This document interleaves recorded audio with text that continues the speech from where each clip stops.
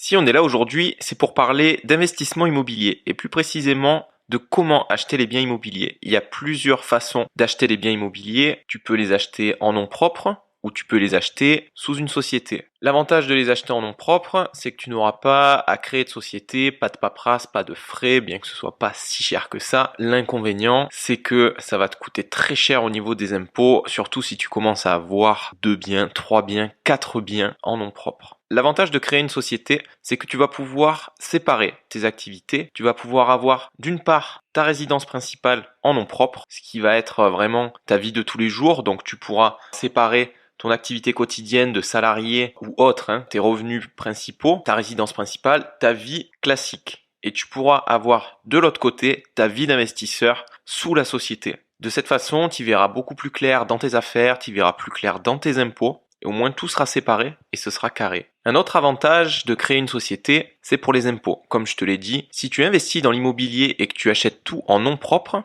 tu vas devoir payer des impôts sur tes revenus de ton travail et sur tes revenus fonciers, et ce, en nom propre. Le problème, c'est que les impôts, ça fonctionne par tranche. Tu as la première tranche qui va jusqu'à 9 000 euros, qui fait 0%. La deuxième tranche qui va jusqu'à 25 000 euros et qui fait 11%. Et à partir de 25 000 euros, tu vas rentrer dans la tranche des 30%. Pourquoi cette tranche, elle est importante? Parce que c'est la tranche qui commence à faire mal. 11% d'impôts, ça peut te paraître beaucoup, surtout quand tu vas payer tes impôts pour la première fois. Tu vas payer peut-être 1000 euros, 1500 euros, ça va te paraître beaucoup. Mais en fin de compte, si tu prends du recul, si ensuite tu ajoutes tes revenus fonciers et que tu dois payer des impôts sur la tranche des 30%, ça va te revenir à des 3000, 4000, 5000 euros. Et là, tu vas vraiment voir la différence. Si tu as tous tes biens en nom propre, imagine que tu arrives déjà à la tranche des 30% rien qu'avec tes salaires. Ça veut dire que tes revenus fonciers vont venir s'ajouter à tes salaires et tu vas être imposé directement à 30% sur tes revenus fonciers. Et là, tu vas devoir payer des sommes colossales aux impôts. Alors qu'il y a une solution pour éviter ça, c'est de créer justement une société. Tes sociétés, tu peux en créer plusieurs. SC, SCI, SARL, SAS. Elles ont toutes des raisons sociales différentes, toutes des conditions différentes et sont toutes adaptées à des projets différents.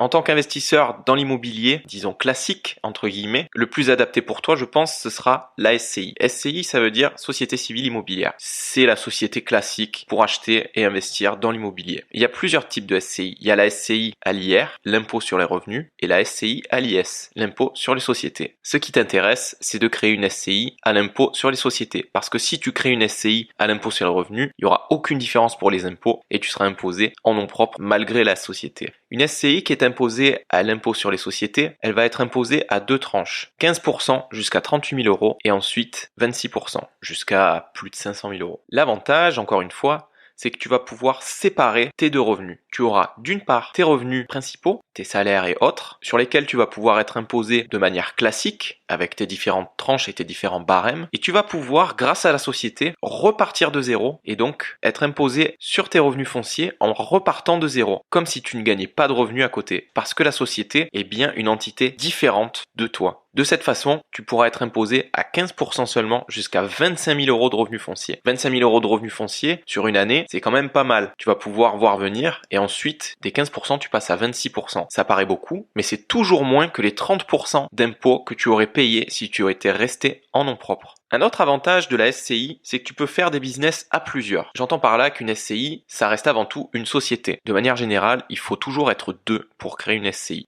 Ça, c'est dans la forme. Après, ça peut toujours se contourner. Il y a beaucoup de gens, moi par exemple, pour créer ma SCI, étant donné qu'il fallait être deux, j'ai pris une personne de confiance. Personnellement, j'ai pris ma mère. Je l'ai mise en partenaire minoritaire. C'est-à-dire que dans ma SCI, je suis propriétaire à 99% de la SCI et elle est propriétaire à 1% de ma SCI. Ce qui fait que pour toutes les décisions à prendre, toutes les affaires que je dois faire, les différentes acquisitions, les différentes décisions, je suis le seul décisionnaire et je peux tout faire sans avoir besoin de la signature de ma mère. Cependant, ce qui est intéressant, c'est que tu peux effectivement être deux ou plus dans la SCI. Ce qui veut dire que si tu as envie de t'associer à une personne de confiance ou plusieurs, tu peux donc faire du business, faire des investissements immobiliers à plusieurs. Bien entendu, au vu des statuts, chacun prendra son pourcentage de la société et à ce moment-là, vous serez plusieurs à être décisionnaires. Enfin, le dernier avantage que je vois dans le fait de créer une SCI pour l'investissement immobilier, c'est au niveau de la transmission. En effet, si tu crées ta société et que tu mets tes biens dessus, donc tous tes biens pour faire tes investissements locatifs, à l'avenir, dans plusieurs dizaines d'années, quand tu auras des enfants et que tu voudras leur transmettre ce patrimoine, eh bien tu pourras le faire tout simplement par le biais de la SCI et ce, sans payer de frais supplémentaires. À l'inverse, si tu avais tous ces biens en nom propre, tu aurais dû payer des frais pour faire une donation à tes enfants de ton vivant ou alors des frais de succession si tu avais dû leur transmettre après ton décès. Avec une SCI, rien de tout ça, aucun frais. Si tu mets tes enfants dans la SCI, ils hériteront tout simplement de tes parts de la SCI à ton décès. Ça n'est pas l'aspect de la vie et de l'investissement qui est le plus gai, certes, mais il faut quand même y penser. Parce que c'est des frais qui ne se présenteront pas à toi aujourd'hui, mais qui s'y présenteront dès demain. Quoi qu'il en soit, c'est un conseil que je te donne. Si tu investis dans l'immobilier, crée une société.